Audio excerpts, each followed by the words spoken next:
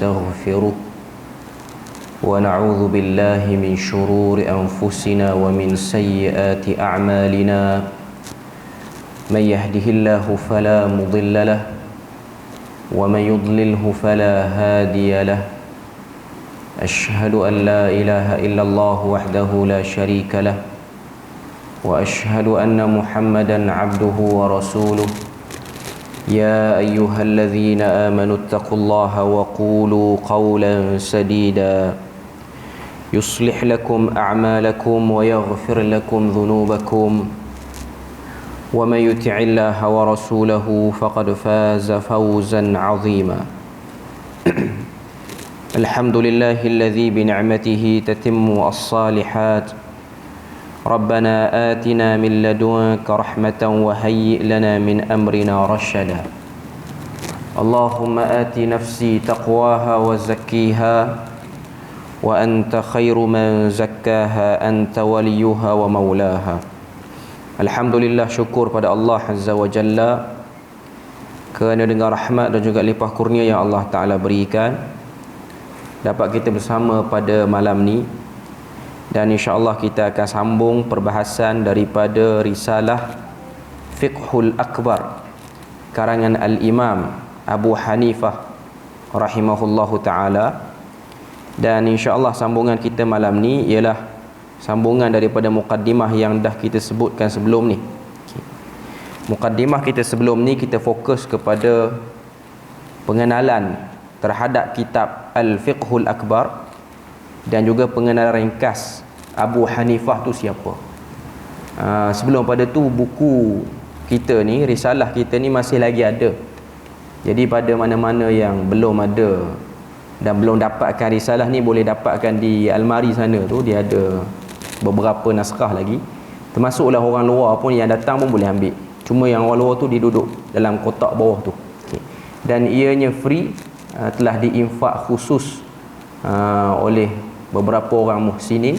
Jadi mana-mana orang yang nak ambil dia boleh ambil, dan dia boleh ikutilah kelas kita ni insya-Allah setiap hari Selasa di masjid ni kalau diizinkan. Dan juga kelas ni insya-Allah akan ada rakamannya live, dan kita akan susun rakaman ni part by part lah, macam yang dah susun pada sebelum ini, iaitu I'tiqad Imam Asy-Syafi'i oleh Syekhul Islam Ali bin Ahmad Al-Hakkari yang dah kita tamatkan beberapa minggu yang lalu. Jadi pada malam ni kita tengok insya-Allah pada muka surat yang ke-6 dan juga yang ke-7 masih lagi pengenalan ringkas Abu Hanifah dan juga guru-guru Abu Hanifah. Cuma sebelum daripada tu saya nak sebut beberapa perkara. Pertama, kitab Al-Fiqhul Akbar ataupun risalah Al-Fiqhul Akbar lil Imam Abi Hanifah ini antara risalah yang utama bila mana orang sebut tulisan Imam Abu Hanifah ataupun tulisan dalam mazhab Hanafi, ianya antara tulisan-tulisan yang popular. Selain pada tu ada, selepas daripada tu ialah namanya kitab Fiqhul Absat ataupun Fiqhul Awsat. Ini pun berkaitan dengan akidah, pun ditulis oleh Al-Imam Abu Hanifah. Selain pada tu ialah Al-Wasiyah, Ta'lim wal Muta'allim. Ini ialah risalah-risalah akidah yang ditulis oleh Al-Imam Abu Hanifah. Yang mana kita tahu kitab Al-Fiqhul Akbar ini datang daripada riwayat anak Imam Abu Hanifah, iaitu Hammad bin Abi Hanifah. Dan Al-Fiqhul Akbar maksudnya ialah kefahaman yang utama. Al-Fiqhu maksudnya ialah Al-Fahmud Daqiq, memahami dengan jelas. Itu maksud Al-Fiqhu. Al-Akbar ialah yang paling utama ataupun yang paling besar. Maknanya nak sebut kepada kita sini, walaupun kitab ni namanya Al-Fiqhu, ia bukannya kitab fiqh dalam bab ibadat muamalat yang kita faham. Sebab sebahagian masyarakat ataupun sebahagian orang dia akan faham Al-Fiqhu dengan makna fiqh, iaitu fiqh dalam ibadat, dalam muamalat dan lain-lain lah, munakahat, cabang-cabang daripada fiqh itu. Tapi dia duduk di bawah satu perkataan yang lebih umum, Al-Fiqhu bermakna Al-Fahmu, iaitu dengan makna memahami suatu isu dengan betul. Dan yang diutamakan sini ialah berkenaan dengan isu akidah. Bila mana Al-Imam Abu Hanifah dia sebut akidah ini dengan Al-Fiqhul Akbar, maknanya yang selepas daripada itu ataupun yang selain daripada akidah, ianya disebut dengan nama Al-Fiqhul Asghar ataupun fiqh yang kecil. Tapi kita taklah sebut perkataan tu sebab bila mana sebut fiqh yang kecil ni, orang akan nampak ianya kecil sungguh. Tapi ianya juga penting, iaitu dalam ibadat, muamalat, munakahat dan lain-lain lah. Okay. Cuma risalah ini menariknya, ianya telah dikembangkan. Risalah Al-Fiqhul Akbar oleh Al-Imam Abi Hanifah ni, ianya telah dikembangkan oleh satu orang tokoh yang besar dalam mazhab Hanafi, iaitu tokoh yang bernama Abu Ja'far At-Tahawi. Abu Ja'far At-Tahawi ni wafat pada tahun 321 Hijrah. Imam Abu Hanifah wafat 150. Abu Ja'far At-Tahawi lahir 238, wafat 321.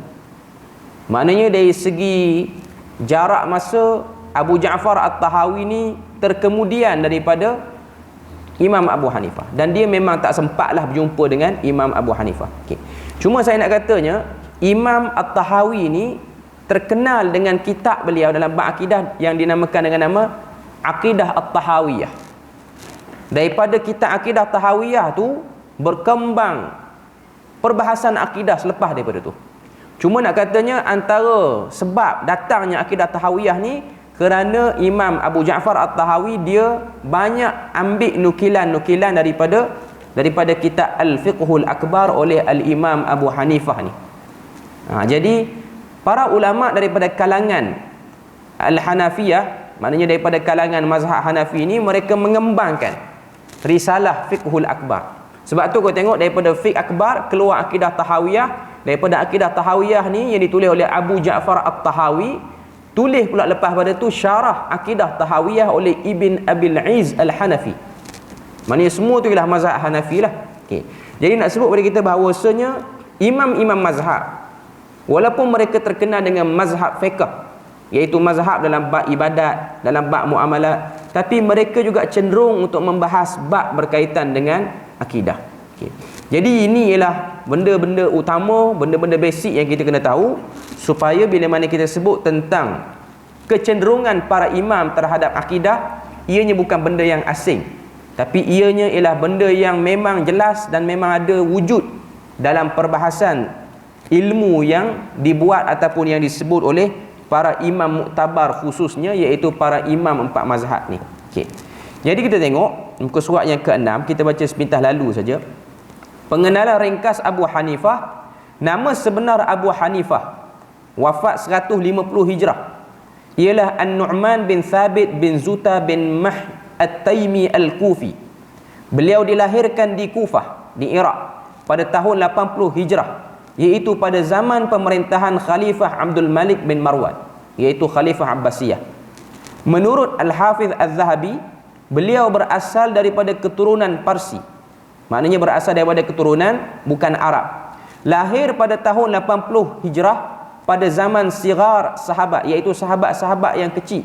Sigar sahabat ni maksudnya ialah sahabat-sahabat yang hidup pada zaman kehidupan ataupun pada waktu Nabi hidup. Umur dia orang tu ialah umur kanak-kanak ataupun umur remaja. Okay. Jadi waktu Imam Abu Hanifah ni lahir, yang hidup waktu tu ialah sahabat-sahabat yang umur muda zaman Nabi hidup. Bukan maknanya waktu Imam Abu Hanifah tu lahir, sahabat tu umur dia muda. Tapi waktu dia hidup tu, yang tinggal syaki baki ialah sahabat-sahabat yang muda pada zaman Nabi hidup dulu. Okay. Iaitu sahabat yang kecil pada saat kewafatan Rasulullah sallallahu alaihi wasallam. Dan beliau sempat melihat Anas bin Malik di Kufah, tapi tak sempat belajar. Sempat tengok Anas bin Malik. Memang Anas bin Malik ni dia punya tempat dakwah dia ialah di Kufah. Sebab kalau tengok lepas pada wafat Nabi, Anas bin Malik ni pun dia pindah ke Kufah. Kalau kita tengok dalam riwayat, Anas bin Malik ni dia jadi pembantu Nabi umur 10 tahun. Nabi wafat ketika mana usia dia 20 tahun. Maknanya 10 tahun dia bersama dengan Nabi. Awal-awal mak dia Rumaisah binti Milhan.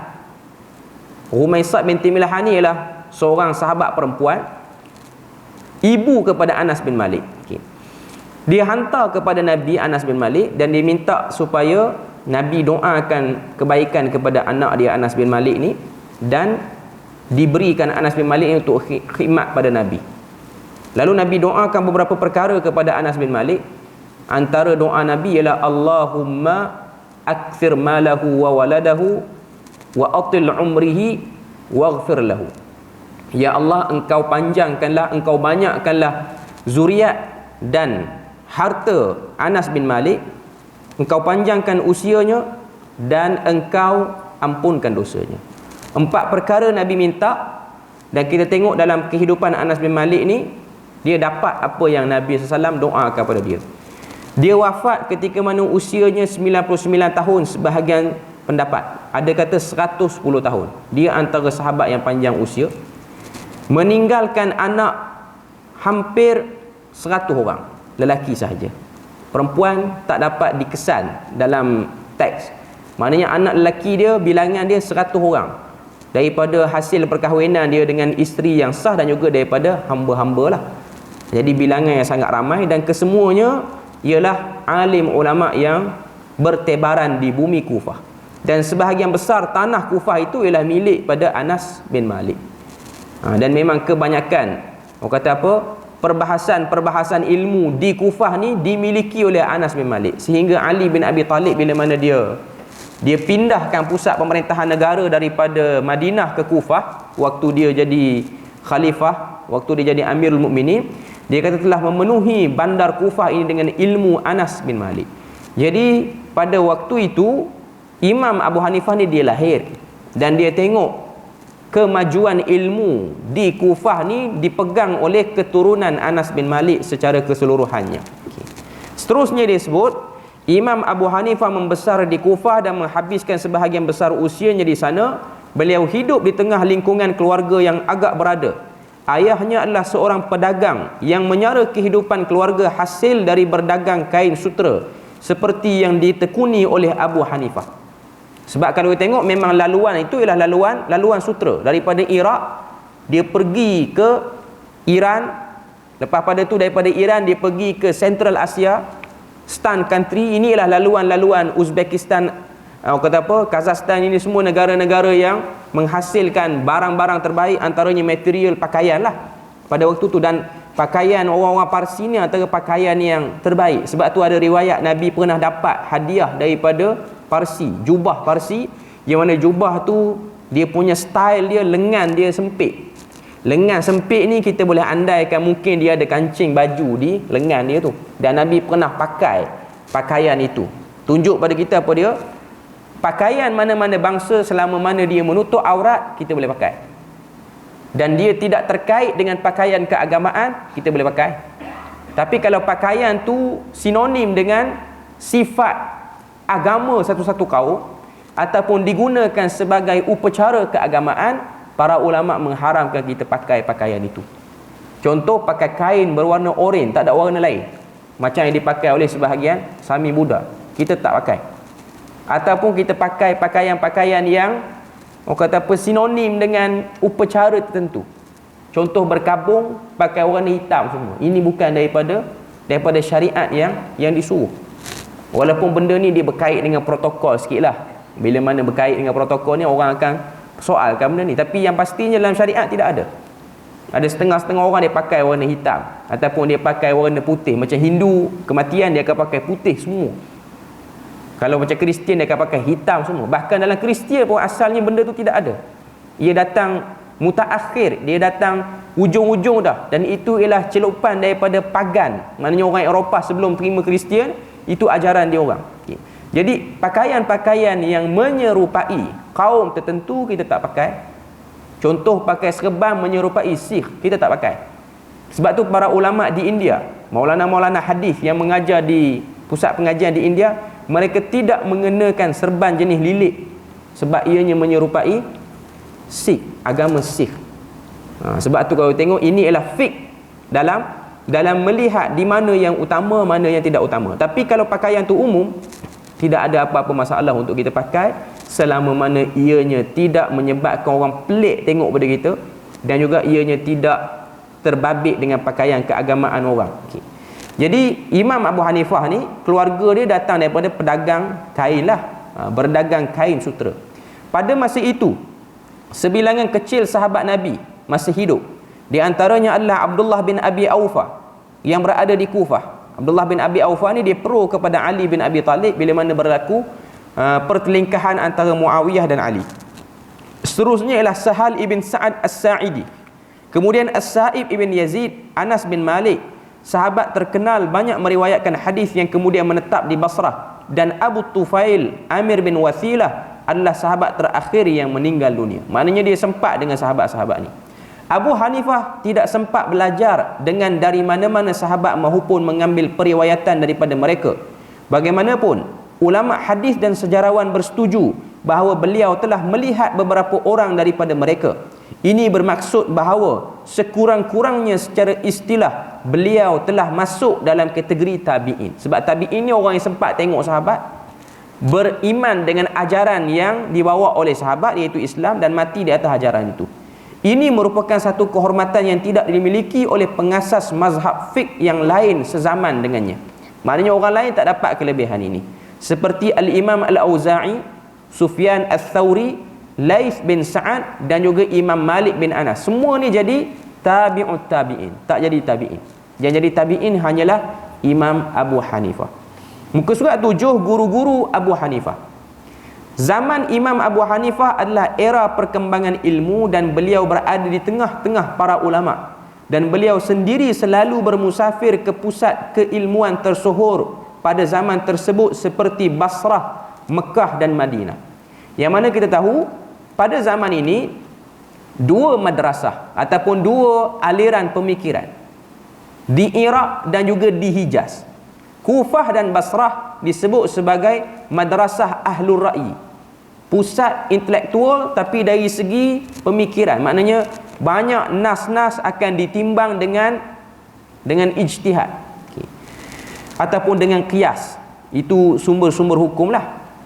Kemudian Ahlu Hijaz, orang Mekah, orang Madinah, mereka digelar sebagai Ahlul Athar. Mereka ni banyak sumber, banyak hadis. Ulama-ulama hadis ataupun riwayat-riwayat hadis banyak di tempat diorang.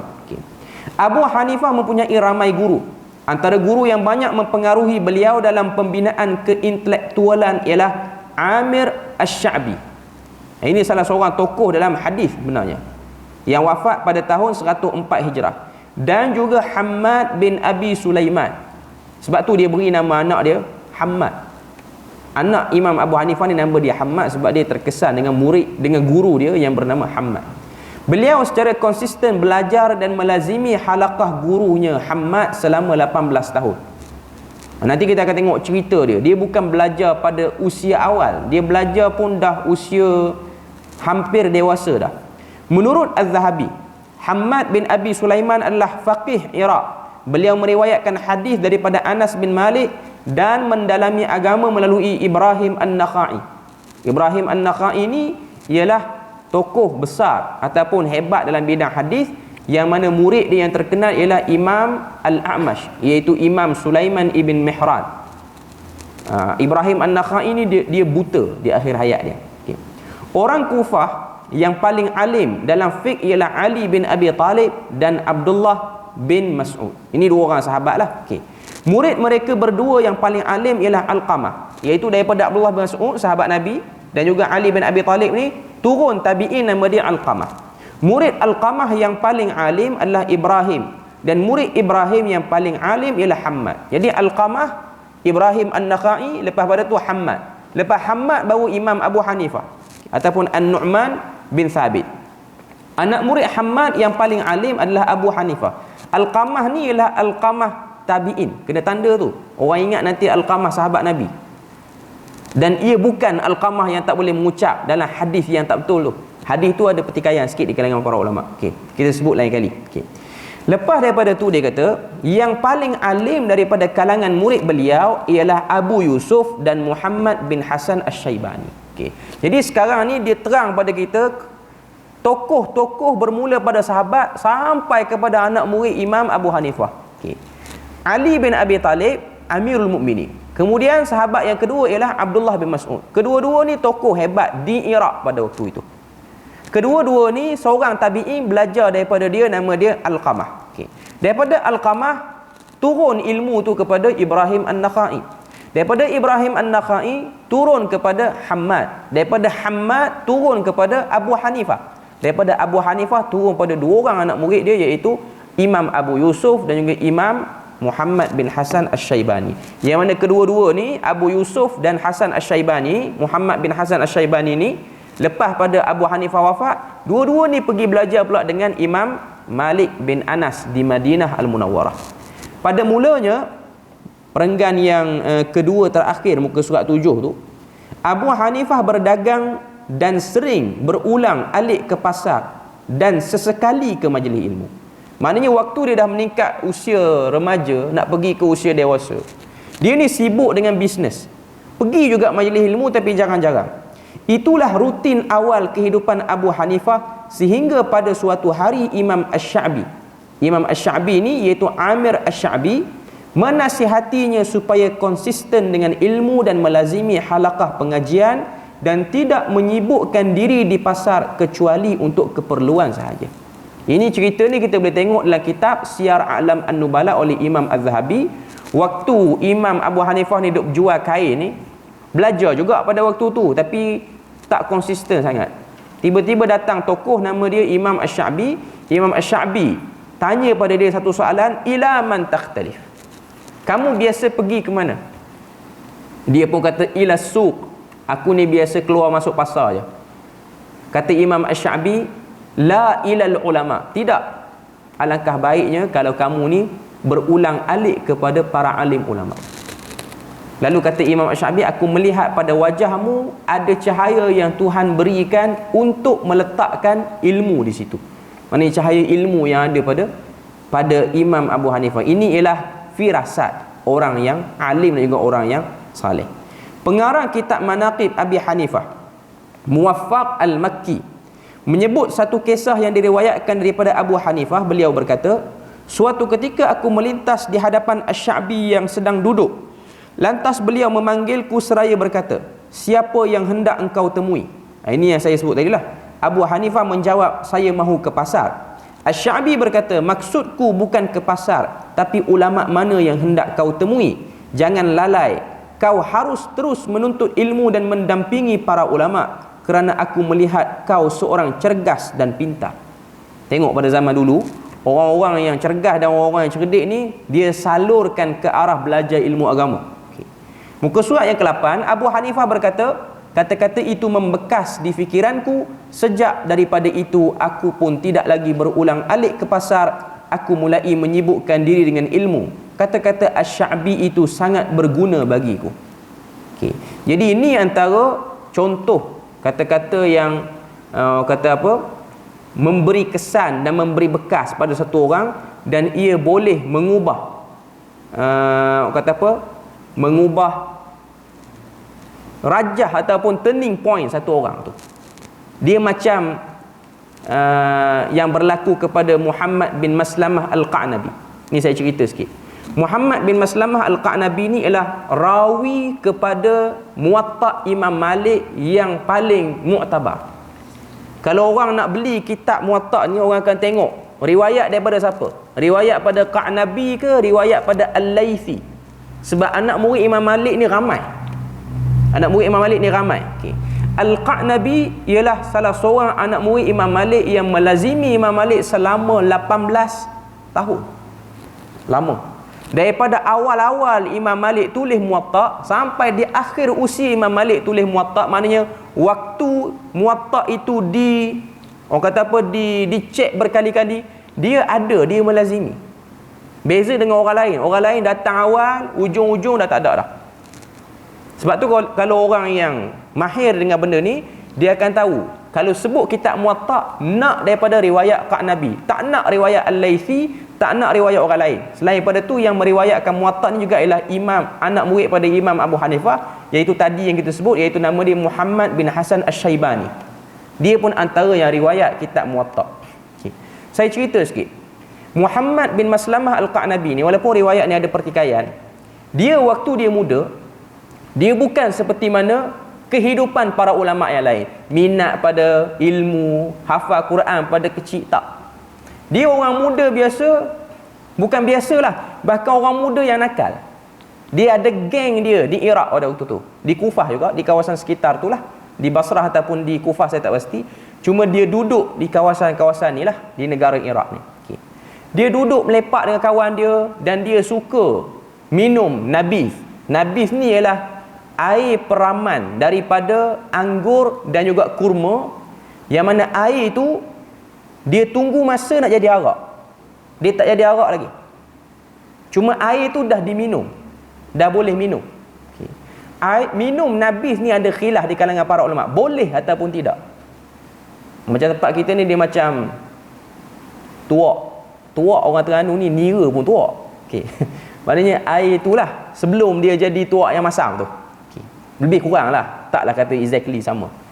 Para ulama memakruhkan minum dia ni sebab apa? Sebab dia perangai orang kebanyakan tak padan orang agama buat perangai macam ni. Dia macam orang ustaz ke apa semua pakai seluar pendek ke, pakai cakap lebih kurang, bawa kereta laju, itu benda-benda yang tak sepatutnya lah tu. Okay. Jadi Muhammad bin Maslamah Al-Qa'nabi ni, dia ada geng dia. Dia duduk lepak dengan geng-geng dia ni. Tiba-tiba datang satu orang tokoh hadis lalu di kawasan pasar ataupun kawasan kedai tu. Nama tokoh tu ialah Imam Syu'bah. Nama dia Imam Syu'bah. Lalu orang pun bangkit beri penghormatan pada Imam Syu'bah ni. Pada waktu tu dia tak tahu Syu'bah ni siapa. Dia bukan kenal pun ulama-ulama ni. Kawan-kawan dia adalah sikit pengetahuan, tahu sikit Syu'bah ni siapa. Jadi kawan dia pun bangun sekali, beri hormat sikit pada Syu'bah. Dia tak bangun, dia duduk. Dia duduk dengan gaya gangster dia lah. Lalu kawan dia bangun, dia pun tanya sebab apa bangun. Dia kata ni orang alim datang, berilah hormat sikit, orang alim datang.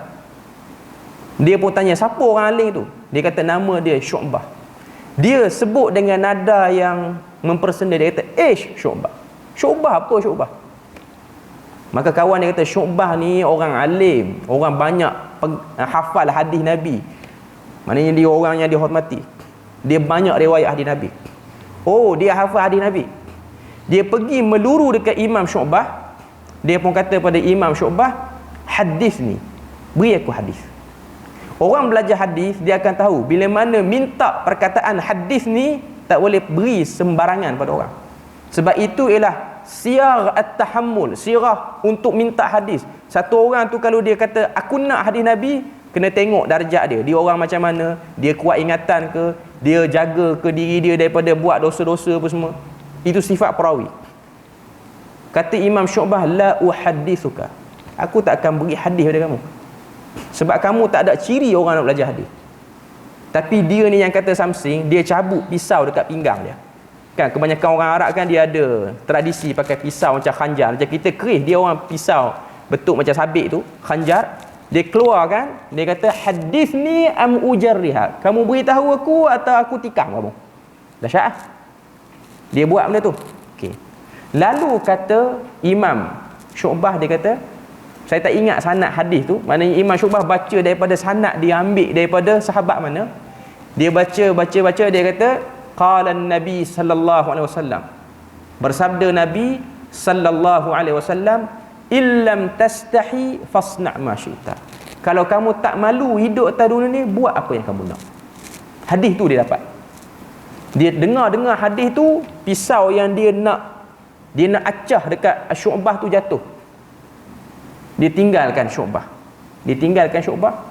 Dia balik rumah, dia bungkus barang dia. Dia tanya orang dekat mana nak belajar ilmu. Orang kata kalau nak belajar ilmu pergi ke Madinah. Di sana ada tokoh hebat nama dia Imam Malik bin Anas. Dia bungkus pakaian dia. Dia tumpahkan semua nabis yang dah dia peram dalam rumah dia. Untuk jamu kawan-kawan, dia pesan pada mak dia, kalau orang tanya di mana Muhammad bin Maslamah Al-Qa'nabi, jawab Muhammad bin Maslamah Al-Qa'nabi dah pergi jauh. Dia pergi belajar dengan Imam Malik bin Anas, tok guru pada Imam Syafi'i. Melazimi Imam Malik selama 18 tahun. Dan akhirnya menjadi tokoh ilmu. Turning point dia dengar satu hadis saja. Turning point dia. Sebab tu dalam hadis Nabi kata, siapa-siapa yang mendengar hadis pada aku, dia faham elok-elok, Allah Ta'ala akan cerahkan wajahnya. Maksudnya ada keberkatan pada pembacaan hadis. Okay. Jadi bila mana dia tu belajar lama dengan Imam Malik sampai 18 tahun sehingga digelar sebagai rahib. Rahib ni maksudnya orang yang melazimi Imam Malik, kuat buat ibadah. Sehingga orang tanya pada dia, kamu ni orang kampung mana sebenarnya? Orang tanya pada dia, orang Madinah tanya pada dia. Dia pun kata, aku ni daripada kawasan Iraq. Orang Madinah kata, di Iraq ni ada orang alim nama dia Syu'bah. Teringat cerita lama. Ada orang alim hadis sama hebat juga dengan Imam Malik ni, nama dia Syu'bah. Kamu datang belajar dengan Imam Malik ni, takkan tak pernah belajar satu pun dengan Imam Syu'bah? Dia teringat cerita lama. Dia kata, aku nak belajar tapi dia tak suka aku. Dia tak nak cerita habis. Waktu anak dia tanya, ada tak hadis riwayat dengan Imam Syu'bah? Ada.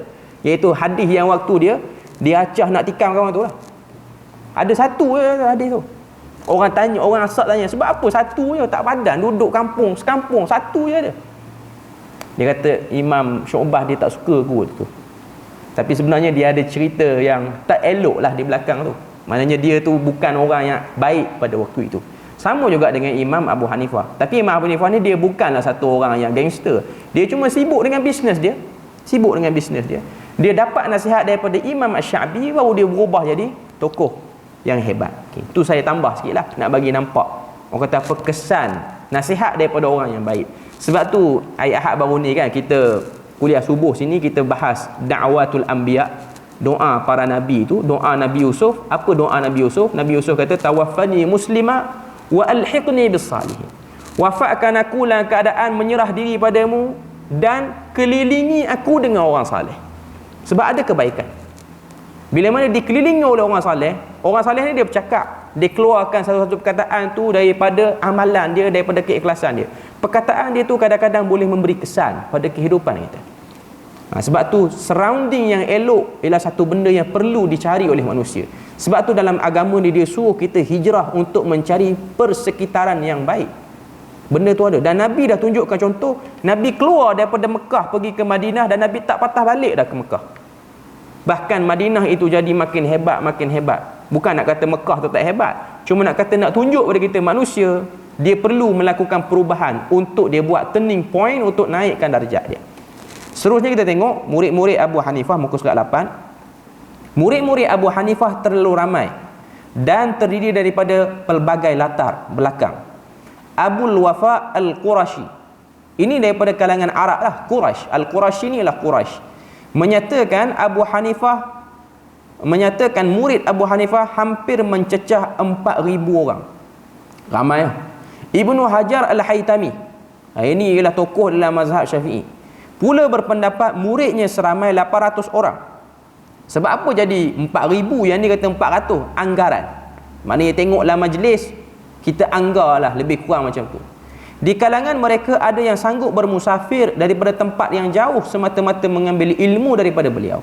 Antara murid beliau yang terawal dan terkenal iaitu Zufar bin Al-Huzail, salah seorang tonggak mazhab beliau. Zufar bin Al-Huzail wafat 158, 8 tahun selepas daripada kewafatan Abu Hanifah dia wafat. Dia punya kedudukan macam Imam Al-Muzani bagi Imam Asy-Syafi'i, tonggak dalam mazhab Syafi'i. Cuma Imam Muzani ni dia hidup lama lepas daripada Imam Syafi'i wafat tahun 204. Zufar bin Huzail ni dia hidup tak lama. Sebab tu nama dia kita tak berapa kenal sangat. Okay. Yang kedua ni dia agak terkenal lah, Abdullah bin Mubarak. Abdullah bin Mubarak ni terkenal, cuma dia lebih terkenal dalam bidang hadis. Tapi dia tu anak murid kepada Abu Hanifah. Yang ketiga, Ya'qub bin Ibrahim bin Habib Al-Ansari, wafat 182, yang terkenal dengan gelaran Abu Yusuf ataupun Imam Abu Yusuf. Beliau adalah murid utama yang mengembangkan kaedah mazhab Abu Hanifah dan beliau juga seorang qadi. Dia ni lah yang pergi belajar dengan Imam Malik. Dia digelar imam sebab dia tu dapat jawatan sebagai qadi, dan dia juga antara orang yang bertanggungjawab menyusun kembali qawaid ataupun kaedah-kaedah dalam mazhab Abu Hanifah.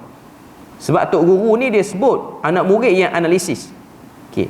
Jadi ini ialah Imam Abu Yusuf ataupun nama betul dia ialah Ya'qub bin Ibrahim bin Habib Al-Ansari. Yang keempat, Muhammad bin Al-Hasan Asy-Syaibani, ni pun murid kepada Imam Malik bin Anas, wafat 189 Hijrah. Salah seorang murid utama selepas Abu Yusuf yang berperanan sebagai arkitek mazhab dengan menulis kitab-kitab. Maknanya dia yang tulis kitab dan yang kembangkan pandangan-pandangan dalam mazhab Abu Hanifah. Antara kitab beliau ialah Al-Athar dan Muwatta Imam Malik yang diriwayatkan oleh beliau, yang mencatatkan komentar beliau dan merekodkan juga pandangan Abu Hanifah. Jadi dua orang ni, yang ketiga dengan yang keempat ni, Abu Yusuf dengan Muhammad bin Hasan Asy-Syaibani ni, dia ialah murid kepada dua orang tokoh dalam empat mazhab tu, iaitu murid pada Abu Hanifah, murid juga kepada Imam Malik bin Anas. Imam Muhammad bin Hasan Asy-Syaibani ni guru juga kepada Imam Asy-Syafi'i. Jadi kita tengok hubung kait antara imam mazhab ni cukup-cukup jelas lah. Jadi kesemua imam-imam mazhab ni memang berdiri di atas nas yang sahih. Mereka berdiri di atas ilmu yang benar. Cuma pandangan masing-masing mengikut kaedah masing-masing dan suasana sekitar menyebabkan fatwa berbeza di antara satu sama lain. Kehebatan murid-muridnya dan jumlah mereka yang ramai ini menunjukkan bahawa Abu Hanifah adalah seorang ilmuwan yang memiliki kesungguhan dan ketekunan dalam mendidik para muridnya. Ilmu yang diwarisi daripada beliau kemudian disebar oleh murid beliau dan berkembang pesat di serata tanah Arab, sehingga pemikirannya terbentuk menjadi sebuah mazhab yang tersendiri dan unggul. Sebab tu dalam populasi dunia sekarang ni, mazhab Abu Hanifah ialah mazhab yang paling banyak dan ramai dipegang oleh Muslim di dunia, terutamanya di dua negara, iaitu India dan Pakistan, ataupun kita sebut sebagai benua India keseluruhannya lah, memegang mazhab Abu Hanifah. Dan dia orang punya pegang mazhab Abu Hanifah ni macam orang Melayu dengan Syafi'i, tak nak tinggal mazhab lain langsung. Dan yang kedua ialah Al-Atrab, bangsa Turki, mereka pun pegang mazhab Abu Hanifah. Yang ketiga ialah Cina pun pegang mazhab Abu Hanifah. Dia dua, satu Malikiyah, satu Al-Hanafiyah. Dan Nusantara ni memang majoriti daripada mazhab Syafi'i, sebab kedatangan pedagang daripada belah Yaman yang menyebarkan fahaman itu, ataupun amalan mazhab tu. Cuma nak katanya mazhab Abu Hanifah inilah mazhab yang paling meluas di dunia ni lah. Dan di Malaysia ni, walaupun kita taklah sinonim dengan mazhab Abu Hanifah dari segi ibadat, kita banyak guna produk-produk perbankan dalam bank hari ni ialah daripada pendapat mazhab Abu Hanifah. Yang kita duk buat pinjaman kereta, pinjaman rumah apa semua tu, itu semua datang daripada fatwa Abu Hanifah. Hatta pembelian online Shopee, Lazada pun berdiri di atas mazhab Abu Hanifah, yang kita boleh tengok dikemukakan oleh satu orang tokoh dalam mazhab besar, dalam mazhab Abu Hanifah yang besar, iaitu Imam Al-Kasani dalam kitab dia Al-Bada'i'us Sana'i. Bada'i'us Sana'i ni ialah kitab tonggak juga dalam mazhab Abu Hanifah, macam Majmu' Syarah Muhadzab. Ketokohan Abu Hanifah dalam bidang akidah, surat yang ke-9. Abu Hanifah adalah tokoh yang menjulang tinggi dalam sejarah awal ilmu-ilmu Islam. Beliau adalah antara tokoh awal yang menggunakan kaedah pembinaan hukum yang diakui secara konsisten dan mengumpulkan fatwa-fatwa hukumnya secara teratur, sehingga terbentuk sebuah mazhab aliran pemikiran fiqh yang terkenal dengan mazhab Hanafi. Mazhab yang diasaskan atas kaedah yang mantap itu menjadi satu mazhab fiqh yang paling banyak diamalkan di dunia Islam. Selain sebagai tokoh berpengaruh dalam bidang fiqh mazhab, Abu Hanifah juga diiktiraf sebagai ulama besar dalam ilmu akidah. Ketokohan Abu Hanifah dalam bidang akidah terbukti dengan penghasilan sejumlah karya dan keunggulan beliau dalam perdebatan dengan golongan yang menyeleweng daripada Ahlus Sunnah wal Jamaah. Sebab tu kita akan tengok mereka, Imam Abu Hanifah ni dia berdebat dengan ramai. Antaranya dia berdebat juga dengan Syiah Ja'fariyah, dia sempat berdebat dan dia bagi logik-logik akal yang agak menarik. Abu Hanifah berjaya memberi kritikan terhadap mereka yang terjebak dalam penyelewengan akidah. Beliau mendedahkan kekeliruan dan menasihatkan orang lain supaya menjauhi daripada terlibat dan terpengaruh dengan mereka. Abu Hanifah mengkritik individu yang telah tersasar daripada akidah yang benar, seperti Jaham bin Safwan, iaitu akidah Jahmiyah, Amr bin Ubaid dan juga Muqatil bin Sulaiman, ini daripada kalangan Murji'ah. Cuma saya nak sebutnya ialah yang menarik bagi mazhab Abu Hanifah ni ialah pandangan dia dalam bidang muamalat yang kita duk guna hari ni. Sebab apa jadi macam tu? Sebab dia ni daripada kalangan orang businessman. Dia tahu dia punya problem dalam bisnes ni apa dia. Walaupun kita tengok pandangan dia zaman tu Pelik. Maknanya ulama-ulama lain dalam bidang muamalat, antaranya ialah mazhab Syafi'i, dia banyak ketat dalam bidang muamalat ni. Kalau ikutkan daripada cara transaksi pembelian, transaksi jual beli kita hari ni, ikut atas kaedah mazhab Syafi'i, banyak jual beli kita yang tak sah. Tapi dengan sebab adanya mazhab Abu Hanifah ini, menyebabkan benda tu berkembang, dan kita boleh tengok ruang-ruang yang dibuka oleh Imam Abu Hanifah berdasarkan ijtihad beliau. Ini ialah futuhat, pembukaan yang Allah Ta'ala beri pada dia. Dengan sebab dia ni terlampau, terbuka sangat dalam bidang ijtihad ni, sehingga orang kata dia ni tak berpegang dengan nas. Orang tuduh Imam Abu Hanifah ni tak berpegang dengan nas, sebab banyak sangat guna hujah akal. Bila mana dia pergi ziarah Madinah, ni ada riwayat, dia berjumpa dengan Al-Imam Muhammad Al-Baqir, kalau saya tak silap. Muhammad Al-Baqir ni ialah salah seorang daripada keturunan Nabi, dan dia ni masuk dalam 12 orang imam yang diimani oleh Syiah, imam 12. Dia sempat dengan Muhammad Al-Baqir. Muhammad Al-Baqir ni bukan Syiah lah, cuma Syiah angkat dia sebagai imam yang 12. Adalah senarai imam 12 tu, Muhammad Al-Baqir duduk dalam tu. Okay. Muhammad Al-Baqir kata, aku dengar orang kata kamu ni kuat sangat guna akal, tak guna nas. Jadi tanyalah Imam Abu Hanifah dengan Muhammad Al-Baqir ni beberapa soalan. Dan Imam Abu Hanifah dia nak tunjukkan dia pegang dengan nas, cuma cara dia tengok nas tu lain. Antara soalan-soalan yang diajukan oleh Imam Abu Hanifah kepada Imam Muhammad Al-Baqir, dia tanya kepada Imam Muhammad Al-Baqir, perempuan yang datang haid, bila mana dia nak salat, adakah dia perlu ganti ataupun tidak? Jawapannya, dia tak perlu gantilah. Dia tinggalkan salat dia tak salat lah waktu dia datang haid. Tapi untuk puasa dia kena ganti. Mazhab Abu Hanifah pun samalah. Mazhab Abu Hanifah pun sama, dia kata perempuan yang datang haid dia kena ganti puasa. Jadi kata dia kepada Imam Muhammad Al-Baqir, kalau kami mendahulukan akal, maka kami akan suruh ganti juga salat. Sebab antara puasa dengan salat, lagi besar salat pada puasa. Itu antara hujah-hujahan. Adalah dialog dia yang agak panjang lah.